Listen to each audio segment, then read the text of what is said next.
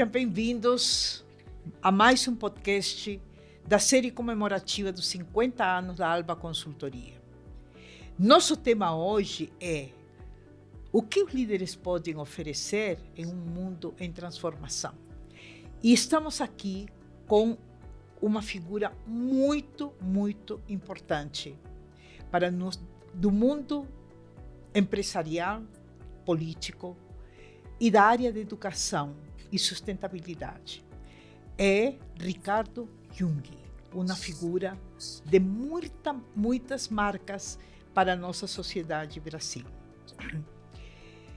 Ricardo é empresário, especialista em ESG e sustentabilidade empresarial. É fundador da consultoria CTI e é um ex-presidente do Instituto Ethos. Ele é doutorando em sustentabilidade pela USP e atua no Conselho Internacional da Carta da Terra. No IBGC, coordena o programa de Lideranças Transformadoras em ESG, consolidando sua trajetória como uma referência em liderança sustentável, além de ser autor de livros e muita produção intelectual sendo como palestrante. Seja bem-vindo, Ricardo.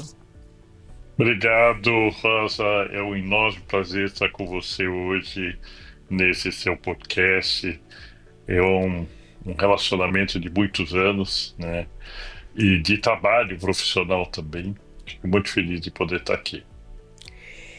A minha primeira pergunta, Ricardo, é que tua trajetória ela tem uma característica muito especial, porque junta toda uma construção empresarial com uma atuação política e de grande comprometimento social. Como que você foi formando e trazendo essa visão e esses pontos, e juntando esses 3 pontos para poder oferecer uma liderança diferente? O que você via em esses 3 aspectos?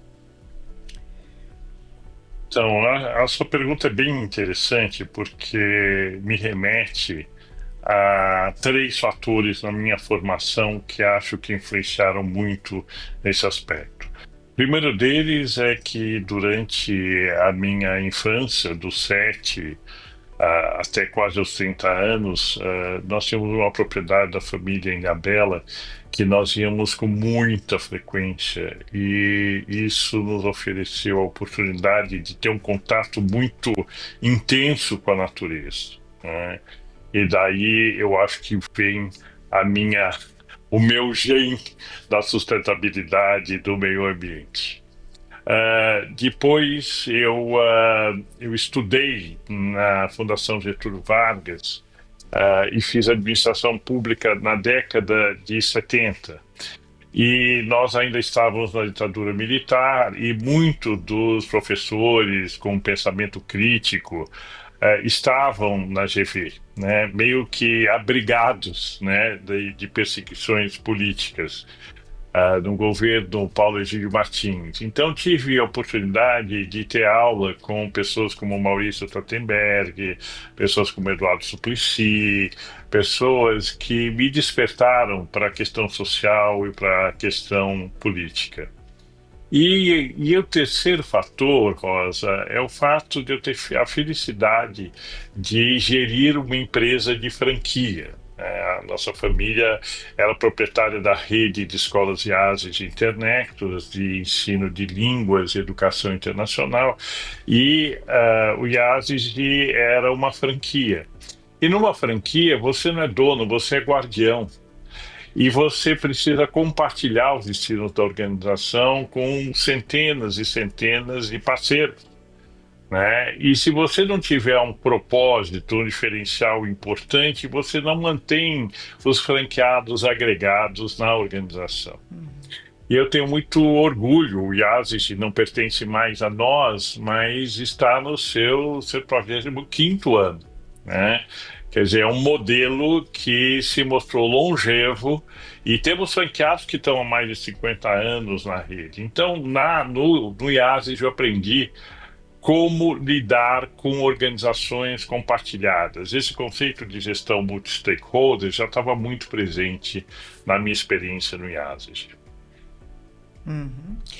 E como que você percebe que em este momento de grandes transformações sociais, a importância de aprofundar ou cultivar habilidades que se juntem, porque acredito que neste momento nós estamos precisando juntar essa visão de sustentabilidade com um exercício político, além de um exercício todo de produção, de riqueza, né? Então, como é que você vê nesse momento a formação das lideranças e que tipo de liderança ou que tipo de ação você pensa que é importante como exercício para a formação desse líderes? Nessa minha experiência na GV, eu acabei descobrindo a importância da participação social, porque eu militei muito no movimento estudantil e, inclusive, muitos colegas e amigos, né, fizeram parte da minha rede de relações depois na minha vida profissional e na minha vida como líder de ONGs e entidades associativas e assim por diante. Mas essa experiência, né, no movimento estudantil me despertou para a importância do empresário ir além da sua atividade empresarial propriamente dita, né? Eu já senti um incômodo que depois eu vi na formulação do Mohamed Yunus a definição perfeita, que as empresas, elas são organizações muito sofisticadas, né? São mecanismos complexos, né?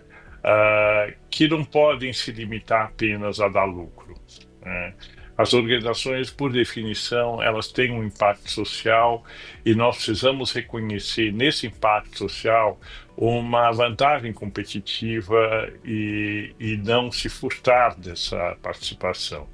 E aí, Roda, eu tive o privilégio, né, de conhecer o World Business Academy, que tinha sido uma organização fundada pelo Willis Harman, ainda nos idos de 83, 84, quando o Capra escreveu O Ponto de Mutação. Uhum. E no contato com essa organização, né, cujo lema era Business for the Whole, né, os negócios para o todo, eu percebi que a preocupação das organizações com o conjunto da sociedade iria ser uma coisa que veio para ficar, né? Porque, como você mesmo colocou na minha apresentação, não existe empresa saudável num ambiente insalubre, né?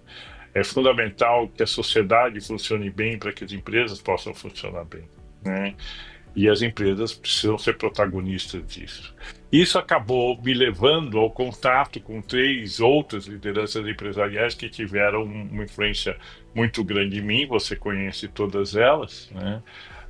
Uma foi o Oscar Motomura, outro Luiz Vilares e o outro Ricardo Guimarães, que participavam do World Business Academy aqui no Brasil.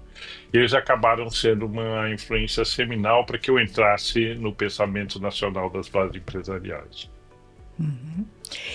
Hoje há um exercício diferente, né? Não digo nem certo, nem errado, nem bom, nem mal. É produto do tempo.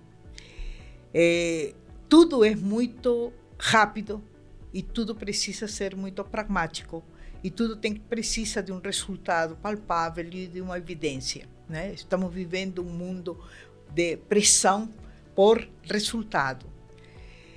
Como você vê, em esse momento, a ação das empresas em relação às suas populações internas? Como você vê as organizações como centros de formação? ou como centros de origem de alguns movimentos. Isso seria possível nesse momento? Podemos considerar as empresas hoje como os espaços estratégicos para poder desenvolver os líderes? Sem dúvida nenhuma. Eu acho que você tocou num aspecto absolutamente fundamental. Na década de 90, nós estávamos muito preocupados com a nossa inserção na globalização. Então, as empresas estavam muito focadas na questão da qualidade, nas certificações ligadas à qualidade, avanços técnicos, a sua inserção no mercado internacional. Então, vivíamos esse desafio.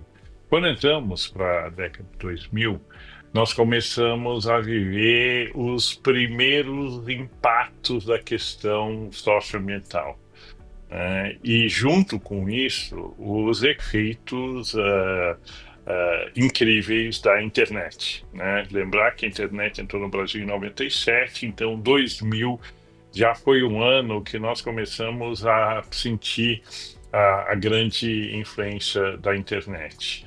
Mais tarde, no ano de 2008, quando houve o estouro da bolha, a crise financeira, que se estendeu até 2012, 2013, as empresas começaram a se preocupar muito com compliance, com governança, com compliance, porque além de toda a legislação anticorrupção, da inserção internacional das empresas, a partir agora de outros parâmetros de governança, essa discussão tomou o cenário empresarial. Finalmente, nós estamos aqui em 2025 e qual é o desafio disruptivo? O desafio disruptivo é que nós temos, por um lado, uma deterioração grave dos ecossistemas, do meio ambiente, que está nos trazendo uma ameaça climática real, e do outro lado nós temos um processo tecnológico de evolução exponencial, que agora com a inteligência artificial está nos atingindo a todos e está reconfigurando, inclusive, o mercado de trabalho. Agora, respondendo à pergunta que você fez, o que são as empresas hoje? As empresas são espaços compartilhados, que, numa relação sistêmica e interdependente com os seus stakeholders, procuram atender uma certa demanda do mercado. Só que o mercado se tornou muito volátil e essa demanda ela está cada vez mais eivada, influenciada por novos vetores, sejam tecnológicos, sejam ligados à saúde, sejam ligados à questão ambiental, sejam ligados à questão social e assim por diante. Então, não há nenhum líder que possa responder a essa complexidade que nós estamos vivendo sozinho. E o grande desafio das empresas, portanto, passa a ser criar ambientes onde a inteligência coletiva possa fluir, onde a conexão entre os colaboradores e a relação com os stakeholders permitam um sistema de estímulo à inteligência otimizada desse ecossistema para poder dar respostas às variações de mercado, aos desafios do mercado. Então, nesse sentido, eu concordo plenamente com você. As empresas acabam sendo um espaço de aprendizado contínuo, na medida em que elas desenvolvem mecanismos de inteligência sistêmica e coletiva. Uhum. Nós vivemos por muito tempo e estamos sofrendo nesse momento, ou não sofrendo, tendo impacto de toda uma proposta de autorregulação, autodesenvolvimento, autoconhecimento, e parece que a fórmula para a liderança é ter uma consciência muito forte, e vivemos em cima desse auto. E o coletivo deixou de ser, ao longo de muitos anos, o importante. Estamos muito buscando que os nossos líderes sejam vencedores, sejam eficientes, sejam bons, aconteçam, partindo muito do indivíduo, tá? Como você vê essa relação, né, tão incentivada do indivíduo que tem que ficar pronto, que tem que ir, que é responsável pelo seu próprio sucesso, com essa tua visão do coletivo dentro das organizações? Isso é um paradoxo, isso é um dilema. Como você vê isso? Eu acho que essa visão do executivo super-homem, né, do líder super-homem, é completamente obsoleta e ultrapassada. Primeiro porque não é possível que nenhuma liderança isoladamente, individualmente, consiga dar as respostas que o mundo exige hoje. Segundo, que a tentativa de ser super-homem, né, de estar fit com todas as questões, sejam físicas, psicológicas, mentais, relacionais, etc., tem levado a doenças mentais nas organizações.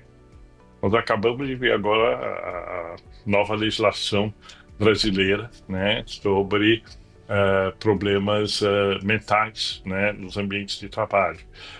Essa visão, né, é uma visão que está destruindo as pessoas. Está destruindo as pessoas e está impedindo que elas vejam as verdadeiras mudanças que estão ocorrendo no mundo. Porque um dos grandes problemas nossos, Rosa, foi o autocentramento no ser humano, né? E uma completa ignorância e desprezo pelos sistemas, né, que nos acolhem, seja ele o ambiental, seja ele o social. E a nossa sociedade foi se tornando autodestrutiva. Nós estamos acabando com o meio ambiente, nós estamos deteriorando as condições de vida, nós estamos provocando uma desigualdade, uma assimetria social com grandes consequências, né? Então, alguma coisa está errada, certo? E eu acho que nós vivemos uma época em que nós podemos reinventar a nossa forma de ser no mundo. Aliás, isso não é novo. Desde o primeiro livro do Willis Harman, lá na década de 80, ele dizia: precisamos de uma total mudança de mentalidade nas lideranças empresariais.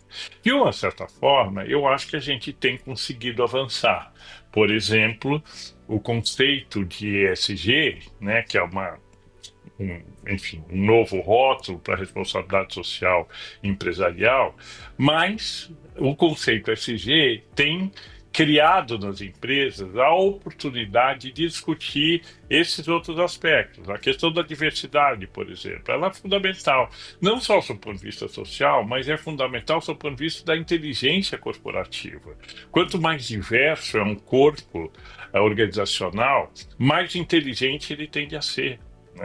Então você vê uma questão que tem relevância social, mas também tem relevância competitiva. A mesma coisa com o meio ambiente. Se as organizações olharem para a questão dos recursos naturais apenas como um recurso escasso, elas vão colapsar em algum momento, porque realmente os recursos naturais estão cada vez mais escassos e cada vez mais caros, haja vista a questão hídrica, haja vista a própria produção de energia.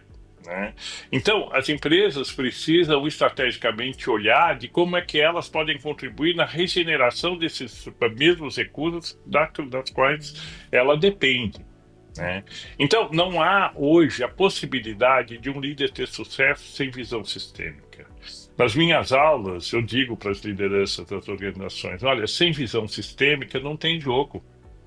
Se a prática for uma prática linear, da porta para dentro, apenas olhando para os indicadores econômico-financeiros, não há possibilidade de prosperar.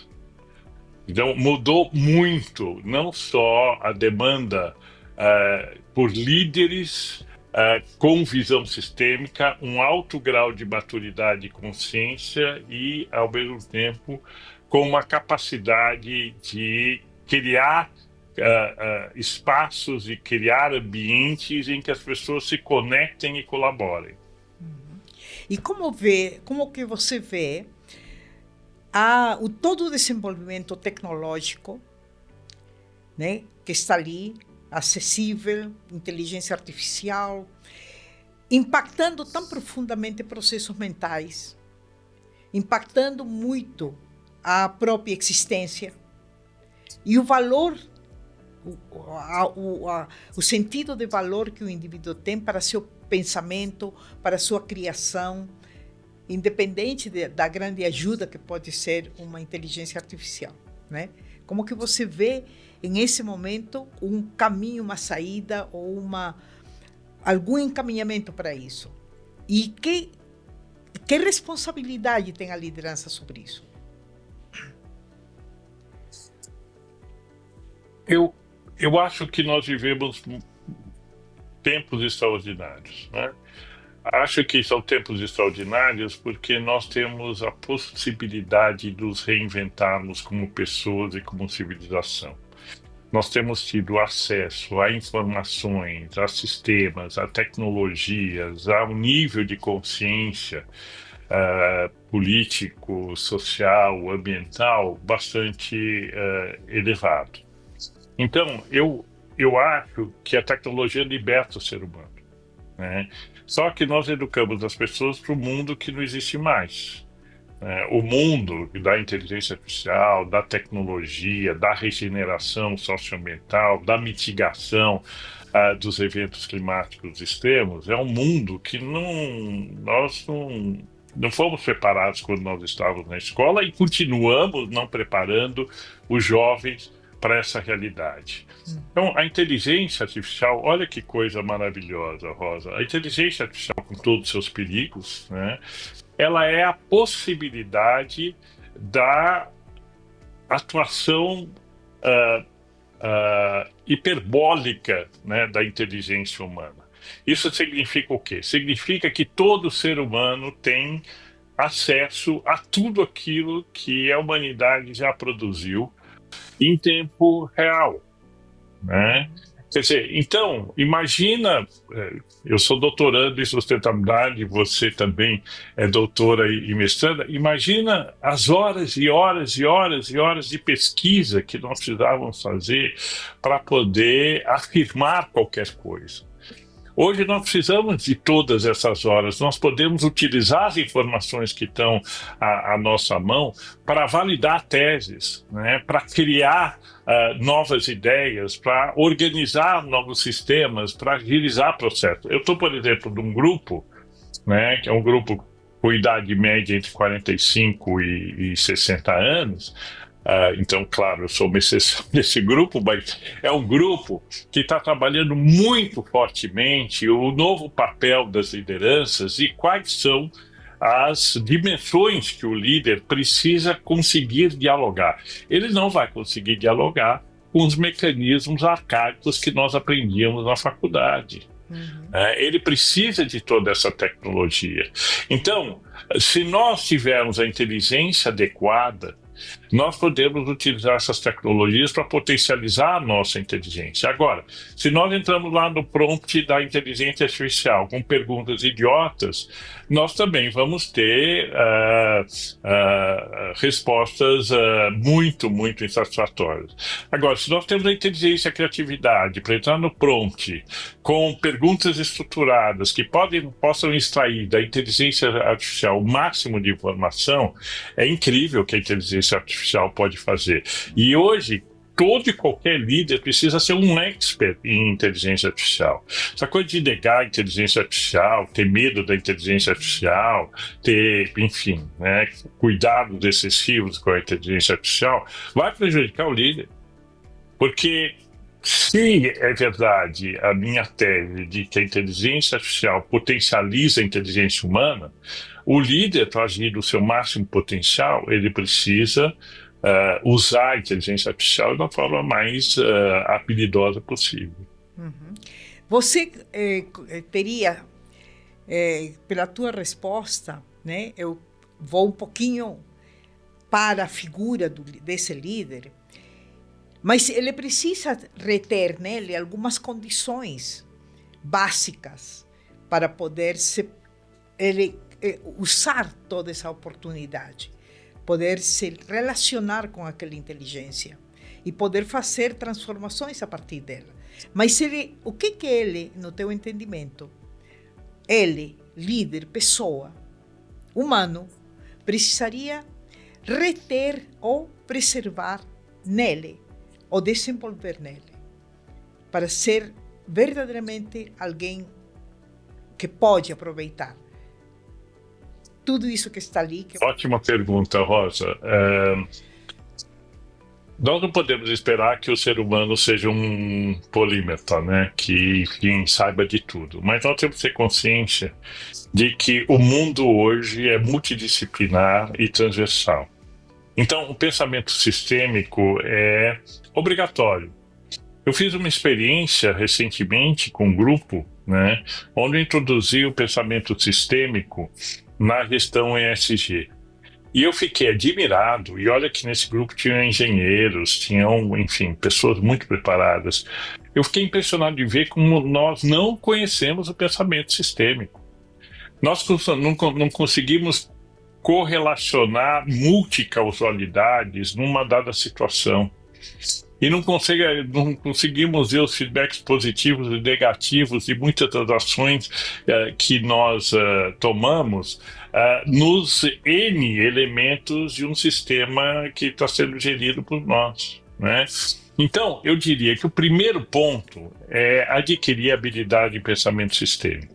A habilidade em pensamento sistêmico permite que a gente tenha uma abordagem holística dos temas, não linear e não polarizada. É fundamental ouvir aqueles que discordam de nós. É fundamental, né? Se eu sou de direita, eu quero escutar a esquerda, eu quero entender como é que a esquerda pensa. Se eu sou de esquerda, eu quero entender o que a direita está fazendo. Se eu sou engenheiro, eu quero ver a opinião do filósofo sobre a minha atividade fim na minha empresa. Porque nós não conseguiríamos aprender a complexidade do mundo se nós não formos nós mesmos experts em inteligência sistêmica. Então, esse é o primeiro ponto. Segundo ponto, Rosa, é sermos radicalmente humanos, né? Descartarmos esses rótulos que tentam colar nos líderes, né? De que o líder tem que ser infalível, o líder tem que ser invencível, o líder tem que saber tudo, o líder, enfim, né? Nós somos seres humanos e quanto mais relacionais nós formos, maior nossa capacidade de mobilizar redes que possam nos ajudar a pensar os dilemas complexos, né? Então, a capacidade relacional, a capacidade de escuta, o filtro afetivo que nós somos capazes de estabelecer com as pessoas são absolutamente fundamentais para determinar a qualidade da rede em que eu vou operar, né? Porque um líder, e você sabe disso, né? Você já mentorou centenas de líderes na sua vida. Você sabe que o líder, ele se inspira menos da porta para dentro e se inspira mais da porta para fora das suas organizações. É quando ele faz uma viagem, participa de um congresso, participa de um workshop, que ideias novas sobre o que ele está fazendo surgem, né? E aí o próximo desafio é como é que você envolve a empresa, como é que você capacita a empresa para operar agora com essas novas informações. Então, o líder ele precisa ter uma autocrítica muito forte, conhecer os seus limites, ser, como eu disse, humano, né? Usar os seus canais afetivos, sim, estabelecer relações de qualidade e perenes, né, com as pessoas que fazem parte do seu network. E, fundamentalmente, Rosa, um líder precisa inspirar, né? O líder precisa inspirar, seja pelo seu comportamento, seja pelos seus valores, seja pelas causas que ele acredita, seja pela forma com que ele conduz as pessoas, né, e conduz as relações com os parceiros. Se o líder não for inspirador, não há agregação da organização em torno da causa e do propósito dela. Então, esses são vários aspectos que eu acho que o novo líder, entre aspas, precisa emular. Pensamento sistêmico, humanidade radical, filtros afetivos nas relações, uma visão de longo prazo e a capacidade de trazer as pessoas para pensarem coletivamente no propósito da organização. Isso que você coloca é um desafio a ser pensado. Em que momento essa formação desse líder começa? Né? Isso depende do contexto, da origem social, da qualidade da família, aí entram vários aspectos na formação. Em que momento é importante que esses elementos aconteçam e de que modo se fazem esses ensinamentos? Porque essa é uma pergunta essa é uma pergunta desafiadora, Rosa. Em que momento isso acontece? Olha, no livro Presença, que o Otto Scharmer escreveu junto com dois outros autores antes da teoria U, o Jabrowski, né, que é um dos autores do livro, ele coordenou uma pesquisa com mais de 200 CEOs do mundo inteiro. E a conclusão dessa pesquisa foi tão surpreendente que deu origem depois da teoria U, que foi o fato de que os maiores insights das grandes lideranças não ocorriam no ambiente de trabalho. Os maiores insights ocorriam quando as pessoas estavam em momentos de profunda conexão com si mesmos. Por isso até o nome do livro Presença, né? Quando as pessoas estavam em situações em que elas estavam inteiras ali, né? Não estavam estressadas ou, enfim, sendo disputadas por N agendas e tal. Então, daí, é muito interessante isso, depois do trabalho que o Otto Scharmer fez a partir daí, é muito interessante termos claro de que a introspecção, o autoconhecimento, né, o entendimento do sentido sistêmico daquele momento especial que a pessoa está vivendo, portanto a presença, são elementos fundamentais para o despertar dessa liderança que nós estamos falando aqui. Claro que tem muitos líderes que dão saltos de consciência diante de crises das organizações. Eu mesmo, quando era CEO, as crises eram grandes professores, né? Aprendi demais com as crises, né? E como diz o Ricardo Guimarães, nós tendemos a ignorar que o conflito é sempre fonte de aprendizado. O problema é que nós levamos os conflitos para a polarização, mas os conflitos, eles, quando negociados, eles levam a novos patamares de consciência e aprendizado. Então, é difícil dizer quando é que começa, quando é que um líder desperta para todas essas questões, mas sem dúvida nenhuma, aquele elemento de humanidade, né, de capacidade de autoconhecimento, a humildade na relação com os outros, a capacidade de escuta e consideração, mesmo daqueles adversários, né, são elementos de maturidade, são elementos de elevação de consciência. Agora, se isso vai levar à melhoria da liderança, provavelmente vai, mas não necessariamente levará. Mas é um elemento fundamental para a sustentabilidade. Fundamental. A sustentabilidade, e você traz outro ponto, Rosa, desculpa se eu estou me estendendo, mas você traz outro ponto que é fundamental. A sustentabilidade nos ensina a complexidade cósmica, né? Pode parecer um pouco exagerado, né? Mas quando nós falamos da sustentabilidade da natureza, né, a vida talvez seja o único milagre cósmico conhecido.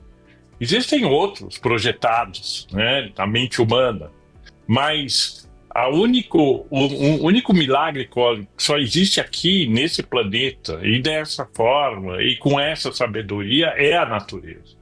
Portanto, quando nós falamos em sustentabilidade, nós falamos em uma compreensão sistêmica da correlação entre todos os sistemas sociais e naturais. E a vida talvez seja, né, e aí eu trago um pouco o Maturana, né, para essa nossa discussão, né, a vida talvez seja um dos maiores mestres que a gente pode ter em termos de complexidade.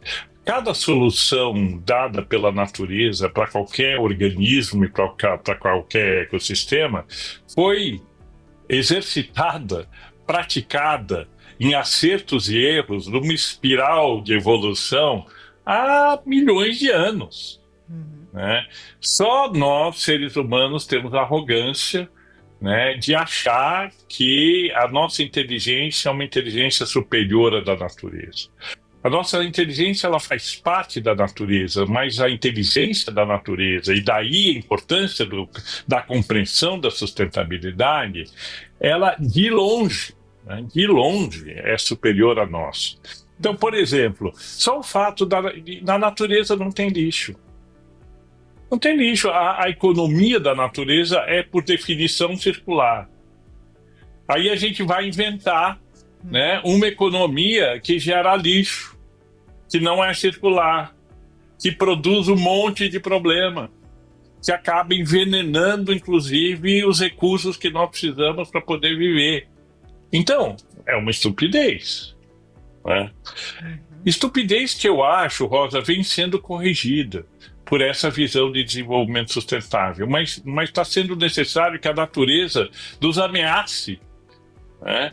Através das crises climáticas extremas e etc, para que a gente aprenda que nós estávamos num desvio civilizacional inadequado. Né? Então eu tenho mais esperança do que preocupações com o futuro, porque eu acho que a gente evolui em espiral. A evolução é inexorável, mas ela é em espiral. Então nós temos a sensação que nós passamos pelos mesmos lugares várias vezes, só que passamos com outro nível de consciência. Né? Sei. E você considera que esse tema que estamos falando aqui, ele precisa ser introduzido na pauta de discussão num projeto, numa formulação de um projeto estratégico, na formulação de uma solução para uma crise dentro de uma empresa? Essas pautas, no teu conhecimento, quanto estão presentes em este momento nos grupos de direção, nos comitês executivos, nos conselhos de empresas? Bom, nós somos intoxicados pelo curto-prazismo. Né? Nós achamos que a gente tem que resolver o problema do agora e talvez o de amanhã e depois de amanhã, mas nós não pensamos no longo prazo. E o grande risco de não pensar no longo prazo é a insustentabilidade. Então, a própria sustentabilidade é um exercício de perenização e para se pensar em longo prazo. Eu vou te dar um exemplo, Rosa, que você está bem familiarizada. A diferença entre empresas que são geridas por private equity e empresas familiares. Né? Os fundos de private equity estão preocupados em realizar o seu capital num período de 6 a 10 anos no máximo. Né? As empresas familiares não estão preocupadas em realizar o seu capital, elas estão preocupadas em fazer com que o seu capital cresça de forma perene no longuíssimo prazo. A questão das famílias é manter o legado e o patrimônio. E a questão dos fundos de private equity é realizar lucro e lucros enormes, forçando as empresas a produzirem ou a se reinventarem numa velocidade quase desumana. Né? Então, gradativamente, o mercado percebe que há um grande mal-estar no mindset tradicional da cultura corporativa. E está tateando, está procurando. Né? Os próprios novos indicadores, né, de performance né? O IFRS, mesmo o GRI, etc., eles vão trazendo esses elementos para dentro da gestão. E estão obrigando as empresas a pensarem nisso. Agora, não é o curto prazo contra o longo prazo, nem o longo prazo em detrimento do curto prazo. É o equilíbrio adequado numa visão sistêmica e de longo prazo do que é relevante no curto prazo para a perenização de longo prazo. E quais são os aspectos de longo prazo que determinam um curto prazo diferente, né? Então, é um pouco esses exercícios que precisam ser feitos. E, Rosa, eu não sei a sua opinião, você tem muito mais experiência com executivos do que eu, mas eu não sinto a média dos executivos preparados para esses desafios. Uhum. Eu realizei uma pesquisa com 1.000 CEOs que tinham muito o carimbo de excelentes e realizados e bons e diferenciados. E aí fui pesquisar para ver o que se tinha em comum dessas lideranças vencedoras. E aí foi muito interessante uma descoberta de que, primeiro, não existem padrões de perfis de executivos, de lideranças, né? Não tem padrão de liderança. Cada um era como pessoa, com suas características. Mas tinham 3 funções que eles faziam idênticas. Aqueles que tinham êxito. E que se achavam influenciadores bons, com histórias muito boas. Uma das funções era ter posse e propriedade na análise sistêmica que viviam hoje. Eles conseguiam ver o que estava acontecendo com eles e no sistema onde eles estavam inseridos. Eles, a partir dali, eles projetavam, não estudavam cenários, não, projetavam esta realidade, que se esta realidade seguisse esse caminho, ela poderia provocar impactos e poderia provocar mudanças ou poderia trazer oportunidades. Então, isso eu chamei de uma projeção do amanhã, a partir do minha realidade atual. Ou seja, qual é o impacto que eu provoco para daqui X tempo, quando eu olho o que eu faço e vejo que lá pode ter oportunidade. Então, eles não tinham sonhos. Não tinham sonhos, não eram visionários. Era nada mais que projetar essa realidade e qualificar isso que eles estavam fazendo para dizer, lá pode ter prejuízo ou oportunidade. O que eu quero aproveitar? Tá? Isso foi a primeira constatação muito interessante. Porque normalmente muito interessante. Normalmente se fala de que você é um visionário, você viu, tem que descobrir alguma coisa diferente. Não. Era a apropriação e responsabilização do hoje projetado no amanhã. A segunda coisa que foi muito interessante, que é a mesma função, foi a decisão, a tomada de decisão, sem transferir a decisão para outros. Tomar a decisão do seu papel. E para decidir, ele tinha que saber. Tinha que ter dados, informações. E fazer essa análise dessas informações. Ele tinha que ter uma aderência ao papel que ele representa em aquele contexto. Então, a decisão está na tua mão neste contexto. E tinha que ter a disposição de risco de descobrir ou de experimentar ou de arriscar e manejar esse risco. E a terceira função era uma disciplina operacional obsessiva para poder chegar no resultado que ele estava buscando. Então, 3 funções muito que eram fundamentais para esses líderes. Foram 1.000 líderes que eu pesquisei, e essas 3 funções apareciam como idênticas neles, na importância. Muito, muito interessante. E essa pesquisa, ela traz um pouco de luz, além do pensamento sistêmico que a gente já falou, traz um pouco de luz sobre o papel da coragem imaginativa, né? A capacidade de você projetar o futuro com desprendimento, né? E de forma responsável. Né? Eles podiam não ter sonhos, mas eles tinham uma capacidade imaginativa de projeção do futuro muito sólida, né? E que a única coisa que poderia materializar esse futuro imaginado era a disciplina do trabalho. Então, a disciplina é quase que um corolário da capacidade de materializar a imaginação, né? As projeções que eles faziam.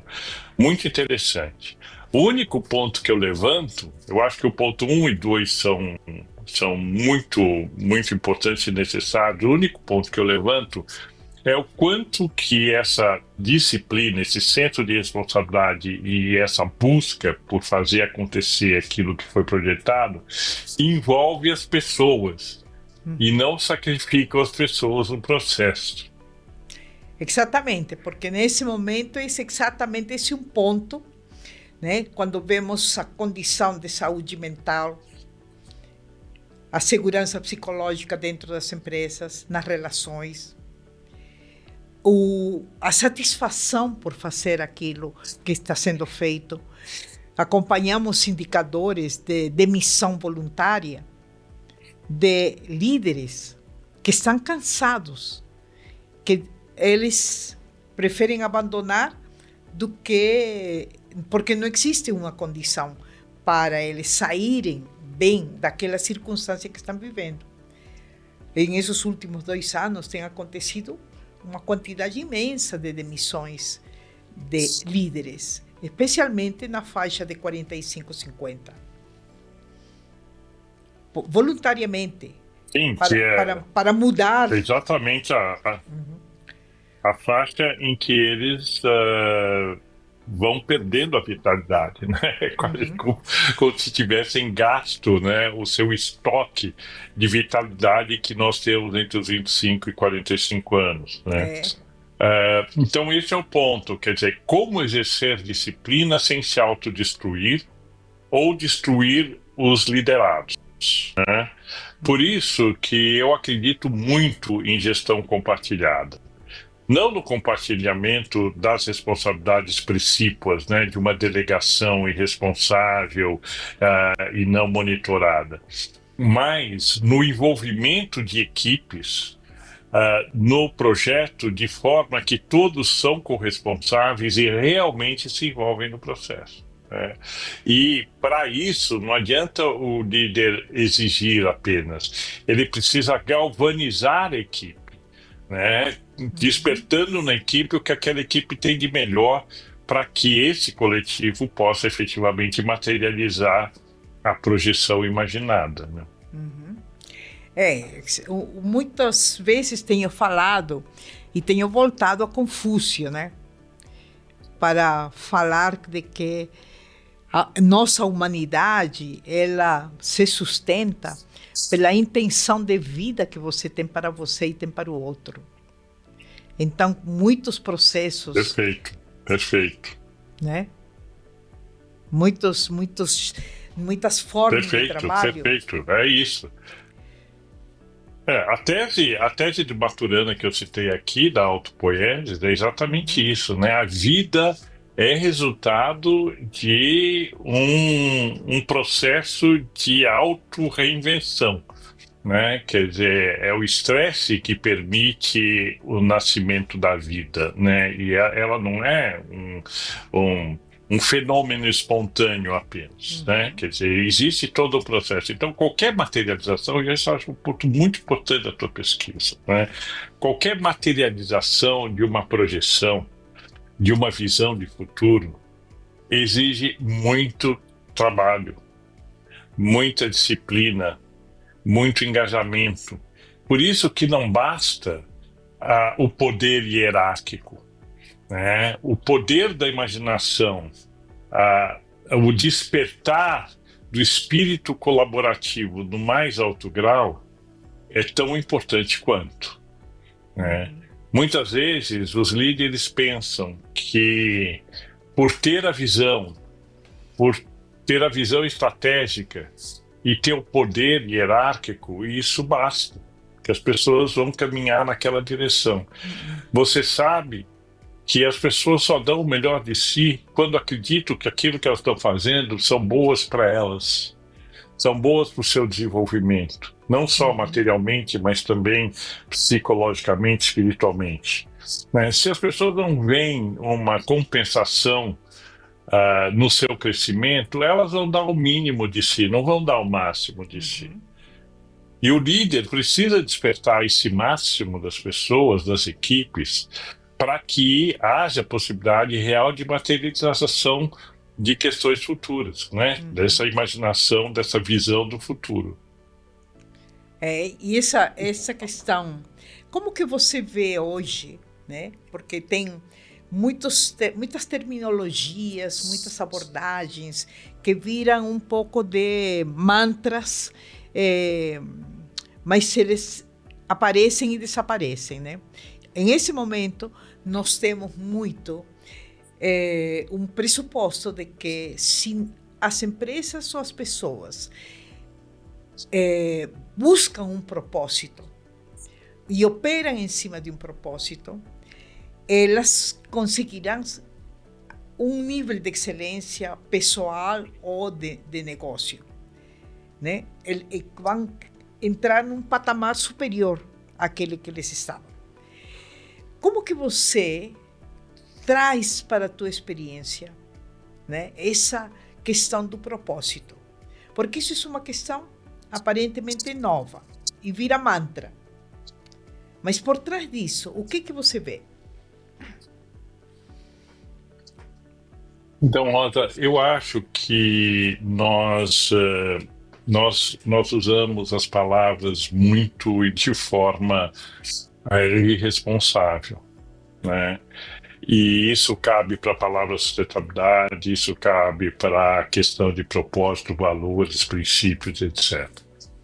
Na minha opinião e na minha experiência, o propósito é o elemento coesionador de todos os aspectos subjetivos de uma organização. Quando eu falo aspectos subjetivos, eu falo de vontade, determinação, motivação e assim por diante, né?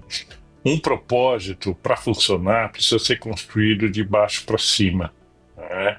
Ele pode até ser uma iniciativa da alta direção, mas ele só se valida e se legitima se ele envolve todos os colaboradores e, preferencialmente, os stakeholders também no processo, né? A consciência do porquê que eu faço o que eu faço, como faço e para que eu faço é fundamental do porteiro ao presidente. E quando a organização faz esse trabalho, né, com esse coletivo, ela consolida, né, o aspecto motivacional mais forte da organização. O outro ponto, você viu na última edição das melhores práticas de governança do IBGC, você viu que entre os 5 fundamentos da governança, a questão da ética e do propósito são os 2 princípios, são os 2 primeiros princípios. E por que o propósito é tão importante? Porque ao definir o propósito, você define os valores. E ao definir os valores, você define o comportamento e o caráter da organização. Então, as pessoas começam a se movimentar e trabalhar profissionalmente a partir de uma ética, né, que emana daquele conjunto de valores. Então, a relação entre propósito, valores e ética é fundamental. Quando uma liderança vai tomar uma decisão, ela tem quais são os valores da organização, a capacidade que ela tem de tomar uma decisão correta, benéfica para a organização, é muito maior do que se esses valores forem frouxos ou não existir propósito na organização. Esse era um ponto importante, porque hoje também nós estamos num mundo que testa a ética, desafia para a existência, para a manutenção de uma relação ética, porque há muita quebra de ética, né? Para não dizer corrupção, né? Há muitos processos, muitas relações, muitos acordos não conseguem ser cumpridos dentro de uma ética. Você entende que esse processo que nós estamos vivendo nesse momento, que cria descrença, que cria afastamento, que cria impunidade, né? Isso vemos não somente na sociedade, mas vemos também dentro das organizações, né? Você acredita que estamos numa rota de, como você falou, num novo pacto, numa nova pactuação, numa nova forma de operar? Esse é um momento importante. Você acredita que estamos, as lideranças estão preocupadas com esse tema? As lideranças estão trazendo esse tema na pauta das relações, seja com o mercado, com suas organizações, com seus liderados? Eu acho que as lideranças estão angustiadas com essa questão, né? Como princípio, onde há uma conduta inadequada, há um sistema de valores frouxo. Eu poderia dizer que valores fortes determinam uma conduta ética adequada. Então, as empresas não têm, muitas vezes, se preocupado com a questão do propósito e dos valores. Um caso interessante, eu não vou citar nome, mas foi um grande supermercado, né, que depois que aconteceu uma situação trágica nesse supermercado, ela despertou, né, para a importância de coesionar, né, a sua força toda de trabalho, os seus colaboradores, em torno de valores que impediriam que tragédias como aquela teriam ocorrido, né? Então, onde há deslize ético, há valores frágeis ou mal implementados, né? Ao mesmo tempo, como nós vivemos num mundo muito complexo, muitas vezes há aquela conduta da cegueira ética, que as pessoas agem achando que estão agindo de forma correta, quando na verdade não estão, por não saberem, ou por arrogância, né? Também é um outro tipo de ignorância, né? Então, acho que existe essa dificuldade. Por outro lado, nós temos sido penalizados, né, pela corrupção durante muitos anos, né? O Lava Jato trouxe essa questão de uma forma extraordinária, mostrando que mesmo empresas com grande compliance, etc., elas não tinham um propósito suficientemente coesionador a ponto de impedir a fraude, né? Agora mesmo, né, no caso recente da Americanas, né, um grupo conhecido por sua competência empresarial foi vítima de uma fraude que quase destrói a empresa, né? Então, essa questão, Rosa, está em pauta. Eu acho que as empresas estão bastante preocupadas em estabelecer mecanismos de compliance e mecanismos de valor e reduzir as fraudes. Agora, temos que acrescer essa discussão ética a questão da tecnologia, né? A tecnologia sofisticou muito as fraudes. Hoje tem havido fraudes no mercado através da tecnologia que são absolutamente inacreditáveis. Então, eu acho que uma boa cultura organizacional, com valores explícitos, um sistema de compliance claro, um processo de supervisão desse sistema de compliance, sistemas de auditoria, inclusive auditoria das lideranças, né? E não digo só auditoria em relação aos atos materiais, mas aos níveis de consciência, porque nós sabemos que muitas vezes os carreiristas profissionais sobem rápido nas empresas, mas tem um baixo nível de maturidade, um baixo nível de consciência. Então, novos mecanismos de aferição e acompanhamento, né, do compliance da organização precisam estar operantes, né? E também as denúncias anônimas são muito úteis para poder, e o tratamento dessas denúncias são muito úteis para impedir que essas fraudes ocorram desde o começo. Eu penso que, e observo isso nas organizações, que existe uma função que é indispensável para qualquer contexto, qualquer sistema, que é a função de acompanhamento e controle. Porque você precisa aferir a partir do que você projetou, ou do que você está fazendo, ou do plano que você está conduzindo, aferir se os indicadores que você criou para dar consistência, para poder avançar, para poder monitorar evolução, etc., eles estão funcionando e estão acompanhando o teu projeto ou tua atuação. Hoje se fala muito dentro das organizações e se elimina a palavra controle. A palavra controle tem sido muito rejeitada. Não preciso de controle. Eu tenho autonomia, eu posso fazer. As pessoas estão rejeitando os mecanismos de acompanhamento e controle. E eu tenho percebido isso com vários trabalhos que tenho feito, que essa função, acompanhamento da performance e a cobrança, o controle e a análise crítica que acompanha qualquer análise dentro da organização, do que fizemos bem ou fizemos mal ou devemos fazer, etc., é uma função muito pobre. As pessoas estão fazendo, não precisam de acompanhamento, recebem a delegação e rejeitam acompanhamento.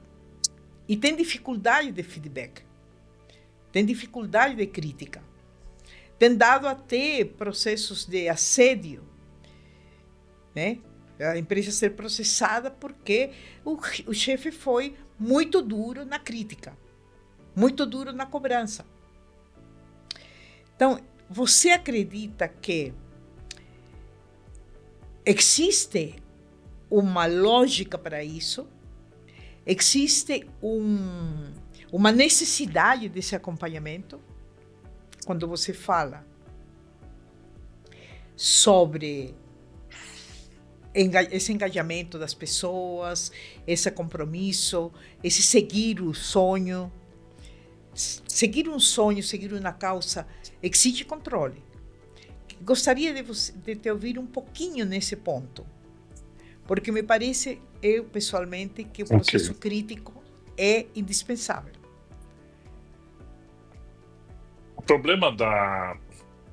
O problema das culturas em geral é que elas são pendulares, né? Você sai de uma situação de rigidez, verticalização, hierarquia autoritária para visões, né, de gestão mais soltas, mais descentralizadas, né, menos monitoradas. Eu, particularmente, pela minha experiência, eu acho que a hora de se conceber, se imaginar e trocar ideias e a hora de fazer acontecer, né? É igual o corpo humano, né? Quando o seu corpo, você não come, você não se alimenta, você não cuida das suas funções, ele vai, evidentemente, ficar doente ou não vai funcionar adequadamente.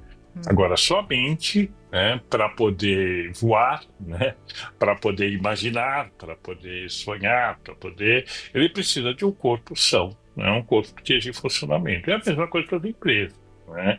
Quer dizer, nenhuma empresa se sustenta sem disciplina, com clareza de funções, monitoramento, acompanhamento, cobrança e assim por diante. Nenhuma empresa funciona se não houver isso. Como nós mesmos, os organismos não funcionam se não houver isso. O problema é que nem sempre se explicita isso na hora da contratação das pessoas. Né? Existe existe uma cultura hoje de direitos humanos, né, que muitas vezes é até um pouco exagerada, né, ao considerar pequenas questões muito maiores do que elas efetivamente são. E também tem questões da gestão que as pessoas não observavam e agora precisam observar, porque há um olhar para isso, mas nada, aquele ditado popular, né, Rosa? Aquilo que é combinado não é caro. Uhum. Então, quando as pessoas vão trabalhar na empresa, elas precisam saber qual o nível de exigência, qual o nível de disciplina, como é que elas vão ser avaliadas, que tipo de objetivo se pretende com aquela função, quais as metas a serem alcançadas, em quanto tempo. E aí as pessoas decidem, né? Se elas topam estar ou não naquela condição. O que está havendo hoje é uma falta de transparência na natureza das funções que as pessoas vão se desincumbir, e aí começa a haver esse processo de degradação, vamos dizer assim, das estruturas hierárquicas e dos sistemas que fazem a empresa funcionar. Então, eu concordo com você. Não é o comando controla da década de 60, 70, né? Mas não é também a empresa descentralizada, caótica, né? Que tanto se discutiu nas décadas de 90 e até hoje. Uma organização é como um corpo humano, né? Ela tem funções que precisam de absoluta organização, tempo, colaboração funcional e etc, etc. E tem outras, né, que você pode ter uma flexibilidade maior, você pode soltar um pouco mais, vamos dizer assim. Uhum. O que você, fechando nossa conversa agora, o que você poderia dizer para as novas gerações de líderes? Vindo assim dessa tua experiência executiva, da tua experiência social, da tua experiência política, de todo o teu ativismo nessa jornada toda de você. Eu diria, não se especializem em nada especificamente, procurem aprender o máximo que puderem, dentro do melhor espírito da diversidade. Não se prendam a uma única profissão. A vida da gente vai nos colocando em situações que acabam demandando outras habilidades que muitas vezes a gente acaba não se atentando ou mesmo desenvolvendo. Procurem desenvolver ao máximo o pensamento crítico e o pensamento sistêmico a partir de uma sólida referência de valores. Pautem sua vida pela coerência, em qualquer circunstância. Procurem ser o mais alfabetizado que puderem em temas ligados à tecnologia, à sociedade e ao meio ambiente. Esses fatores vão moldar o meio ambiente em que esses jovens irão operar, e sejam radicalmente humanos, não dos seus excessos, mas do reconhecimento de suas limitações. Muito bom escutar você. Muito bom. Muita riqueza. Bom estar com você também, Rosa.